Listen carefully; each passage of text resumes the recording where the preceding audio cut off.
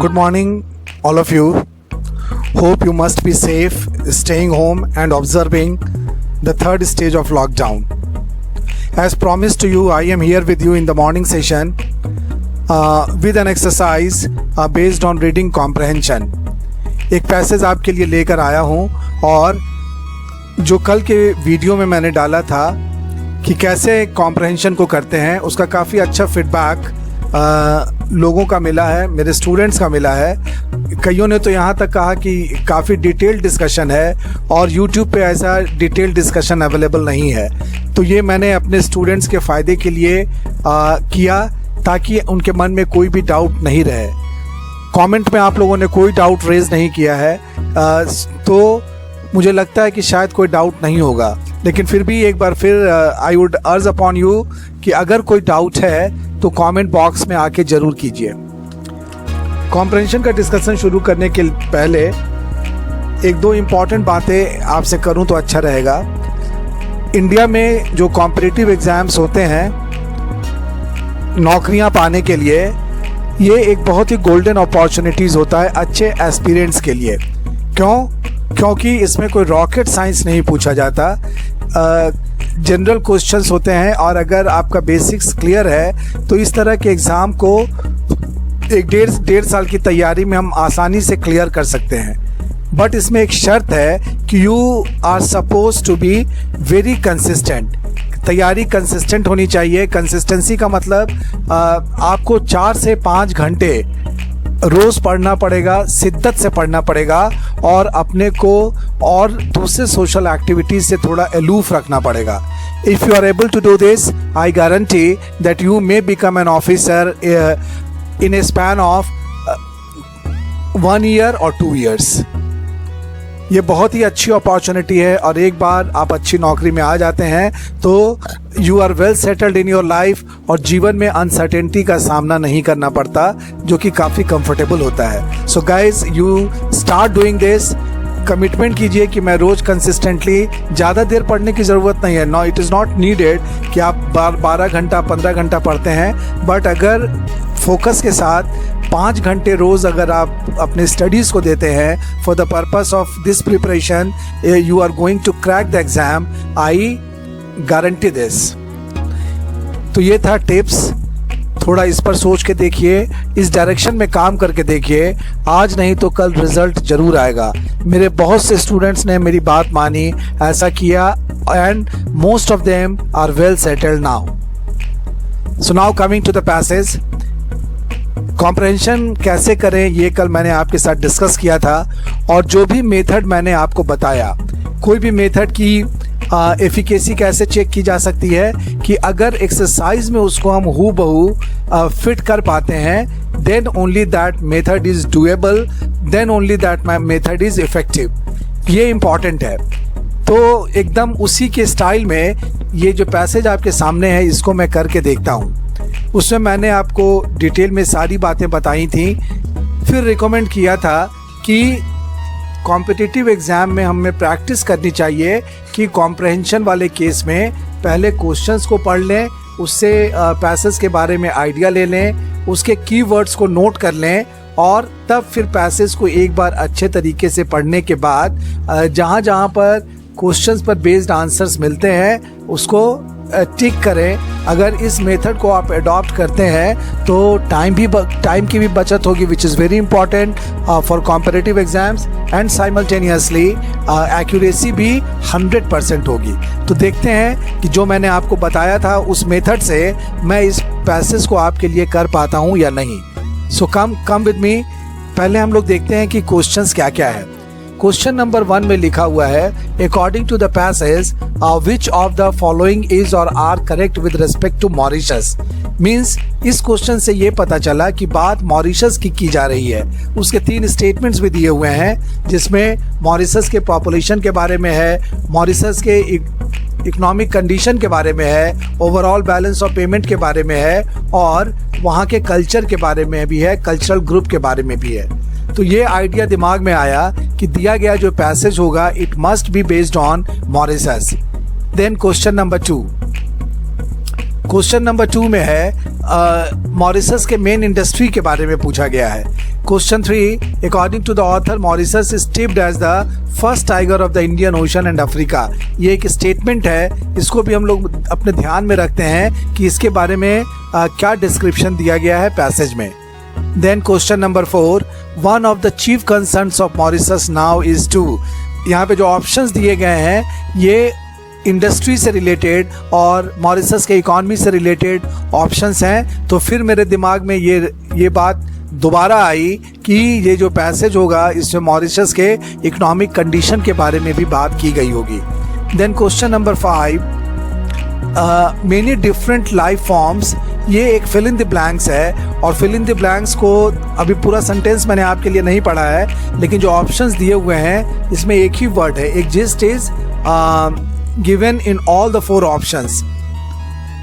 तो यहाँ पे वर्ड मीनिंग पर बेस्ड ये फिल इन द ब्लैंक्स नहीं है, इसमें कुछ ग्रामर अप्लाई करना पड़ेगा, then only we will be able to tick the right answer. Then question number 6, what is the tone of the passage. Tone के बारे में भी हम लोगों ने बात की थी, आपको अलग अलग टोन के बारे में बताया था कि पैसेज किस किस तरह का हो सकता है, लेकिन इसमें 2 नया टोन दिया हुआ है जो कि मैंने डिस्कस नहीं किया था। आप वहाँ पे इसको ऐड ऑन कर सकते हैं, अभी मैं इसको एक्सप्लेन कर दूंगा रेमिनिसेंट क्या है और डेरिसिव क्या है। So now we on the basis of the questions given आप देख सकते हैं कि आपके कीवर्ड्स क्या होंगे। आप नोट कर सकते हैं इसको अलग से।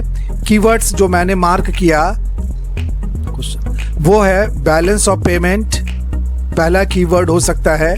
कल्चरल ग्रुप एक और कीवर्ड है जिसके बेसिस पे हम पैसेज में आंसर तक पहुंच सकते हैं। नेक्स्ट इज मेन इंडस्ट्री, ये भी कीवर्ड है। नेक्स्ट एक स्टेटमेंट दिया हुआ है tiger of the Indian Ocean and Africa, ये स्टेटमेंट है, इसको भी हम लोग मार्क करके रखेंगे चूंकि इस पर बेस्ड क्वेश्चन है। नेक्स्ट है डाइवर्सिफिकेशन, एक कीवर्ड है। हायर डेवलपमेंट फेज भी कीवर्ड में आएगा। फिर चीफ कंसर्न, ये भी एक कीवर्ड है। इनके बेसिस पे हम लोग आंसर खोजने की कोशिश करते हैं। Now we come to question number 5। इसमें कीवर्ड मार्क करने की ज़रूरत नहीं है क्योंकि ये बेस्ड है फिल इन द ब्लैंक्स पे and options are already given here, इसको भी हम लोग डिस्कस करेंगे। Question number 6 is related to the tone of the passage.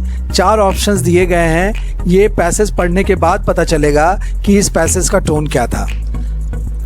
Now we come to the passage reading के बारे में मैंने आपको बताया था कि एक बार आप ऊपर से नीचे तक लगातार पढ़िएगा विदाउट स्टकिंग एनीवेयर, कहीं पर भी आपको रुकना नहीं है। You should try to read the passage as fast as possible. वैसा रीडिंग करने के बाद आपको ये पता चला होगा कि ये जो पूरा पैसेज है इसका मेन आइडिया है मॉरिशस को पूरी तरह से डिस्क्राइब किया गया है। उसके सोशल फैब्रिक को डिसाइड किया गया, उसके डेमोग्राफी को डिस्क्राइब किया गया, उसके कल्चर को डिस्क्राइब किया गया, उसके इकॉनमी को डिस्क्राइब किया गया और उसके लैंग्वेजेस को डिस्क्राइब किया गया। So this is socio-economic description of Mauritius and this is the main idea of the given passage. अब अगर हम पैराग्राफ्स की बात करें तो this passage is divided into 3 paragraphs. First paragraph में अगर आप देखेंगे तो उसमें मॉरिशस के डेमोग्राफी और कल्चर को डिस्क्राइब किया गया है। Demography deals with the population का स्ट्रक्चर कैसा है इसके बारे में बात की गई है और साथ ही साथ कल्चरल ग्रुप्स के बारे में भी बताया गया है। If we talk of paragraph number 2 तो वहाँ पे मॉरिशस के इकॉनमी की बात की गई है और बिजनेस एक्टिविटीज़ की बात की गई है। So the sub idea of paragraph 2 is the economy and business activities of Mauritius. If we go through the paragraph 3 तो उसमें अलग अलग कौन कौन से लैंग्वेजेस बोले जाते हैं मॉरिशस में इसका जिक्र है। तो third paragraph is devoted to various languages of Mauritius. तो ये था सब आइडियाज। इतना करने के बाद अब हम लोग क्वेश्चन को इंडिविजुअली टेकअप करते हैं और उसके आंसर को टिक करने की कोशिश करते हैं। पैसेज को पढ़ने के दौरान जो कीवर्ड्स थे आपने उसको भी मार्क कर लिया होगा कि कौन सा कीवर्ड कहाँ पे था। Now, question number 1. According to the passage, which of the following is or are correct with respect to Mauritius? Mauritius के बारे में नीचे दिए गए 3 कथनों में कौन कौन से कथन सही हैं? हो सकता है कि कोई एक सही हो सकता है कि 2 सही हो, या हो सकता है कि तीनों सही हो। इस तरह की पॉसिबिलिटीज हो सकती हैं। तो पहले हम लोग एग्जामिन करते हैं स्टेटमेंट नंबर 1 को। At the end of 2003 Mauritius has over 1 million population.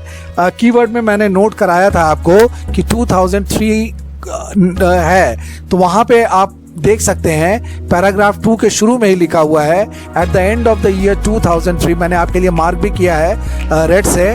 The population of Mauritius was over 1.2 million. Statement दिया हुआ था कि पॉपुलेशन 1 मिलियन से ऊपर है, तो ये वाला स्टेटमेंट बिल्कुल सही है। Then we consider statement 2, Mauritius has positive overall balance of payments. यहाँ पे जो कीवर्ड था वो था बैलेंस ऑफ पेमेंट्स, और वो भी आपको देखने को मिलेगा अगर आप पैराग्राफ सेकेंड पैराग्राफ के में देखते हैं तो बैलेंस ऑफ पेमेंट टर्म आपको देखने को मिलेगा। वहाँ पे लिखा हुआ है the overall balance of payments is positive. इसको भी मैंने आपके लिए मार्क किया है, और इससे हम ये निष्कर्ष निकालते हैं कि स्टेटमेंट 2 भी सही है।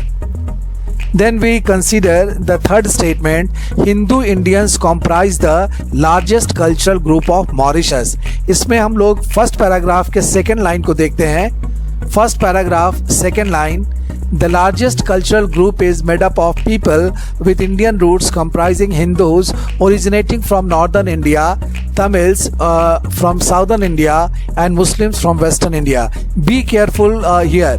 यहाँ पर अगर आप जल्दबाजी में रहेंगे तो आपको ये स्टेटमेंट सही दिखेगा, बट एक बार फिर से स्टेटमेंट को अगर देखें तो उसमें जोर दिया गया है हिंदू पॉपुलेशन पे।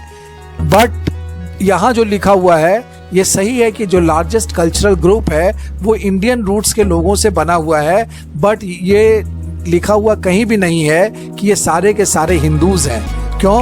क्योंकि स्टेटमेंट में आगे पढ़ने पे पता चलता है कि इसमें साउथ इंडिया के तमिल्स भी हैं और वेस्ट इंडिया से मुस्लिम्स भी हैं। तो ये मेरा स्टेटमेंट सही नहीं है। Statement 3 is wrong of question number 1।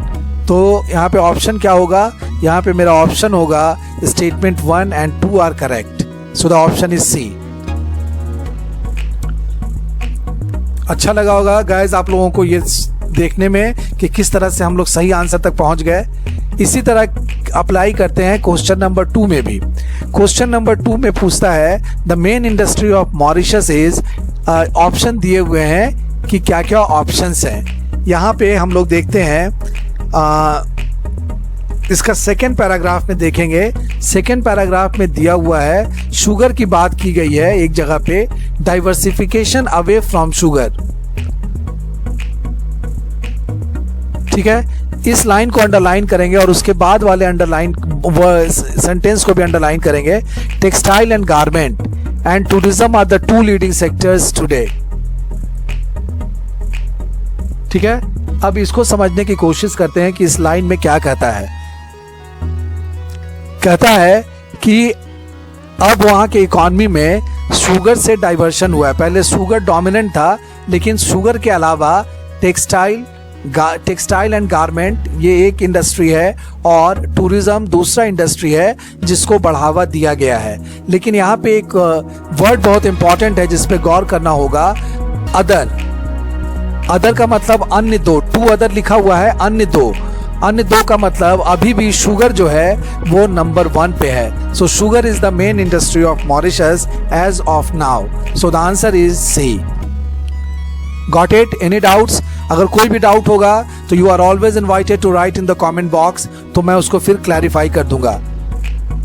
Then we come to question number 3. According to the author, Mauritius is tipped as the first tiger of the Indian Ocean and Africa. लेखक के अनुसार मॉरिशस को Indian ocean और Africa का tiger कहा जाने लगा है। क्यों? इसके पीछे क्या क्या कारण है? ऑप्शन 1 दिया हुआ है the population growth rate has been contained. ये पैराग्राफ में पैसेज में दिया हुआ है the population growth rate has been contained. यहाँ पे पैराग्राफ 2 देखिएगा, जहाँ पे पॉपुलेशन डेंसिटी की बात की गई है, उसके बाद लिखा हुआ है the population growth rate has been contained. Population growth हमारा कीवर्ड था, तो इसके हिसाब से ये स्टेटमेंट तो सही दिख रहा है। सेकंड है diversification away from sugar has been achieve. ये हम लोग ऑलरेडी टिक कर चुके हैं, इसी में क्वेश्चन 2 जब डिस्कस कर रहे थे, तो ये स्टेटमेंट भी सही है। Then statement C the overall balance of payments is positive. ये भी ऑलरेडी टिक किया गया है, तो ये भी स्टेटमेंट सही है।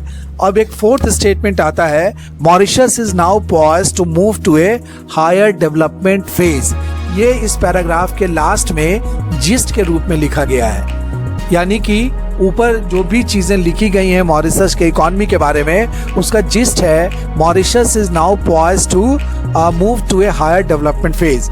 अब इन चारों में से कौन सा स्टेटमेंट हम टिक करें कि मेरा क्वेश्चन का आंसर हो जाए, तो इट मस्ट बी डी। आपका क्वेश्चन होगा कि सर ए भी तो आपने बताया कि सही था, बी भी सही था और सी भी सही था, तो आपने उन तीनों को इग्नोर क्यों किया? तो उनको इग्नोर करने का कारण ये था कि ये तीनों पार्ट्स हैं, A, B, C are the parts of this general statement Mauritius is now poised to move to a higher development phase। ये जो थे ये फैक्टर्स हैं जिसकी वजह से हम कह सकते हैं, इन्फर कर सकते हैं कि Mauritius is now poised to move to a higher development phase. अगर आप ए बी सी में से किसी भी एक स्टेटमेंट को टिक कर देंगे तो आपके आंसर को लिमिटेड माना जाएगा और ये पूरा ब्रॉड कवरेज नहीं देगा क्वेश्चन को। So the correct answer is D. Then we come to question number 4। One of the chief concerns of Mauritius now is to. देखिए इस चीज को गाइस ध्यान में रखना हमेशा कि पैराग्राफ में कभी कभी जो टर्म्स रहता है उसका सिनोनिम्स टाइप क्वेश्चन में पूछ देता है, in order to check your vocabulary कि क्या दोनों के बीच में दोनों वर्ड को आप कोरिलेट कर पाते हैं या नहीं। वही चीज यहाँ पर भी किया गया है। यहाँ पर अगर हम पैराग्राफ की बात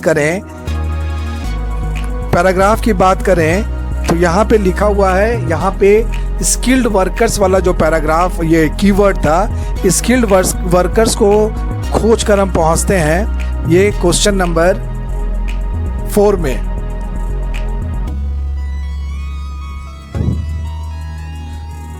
यहाँ पे लिखा हुआ है,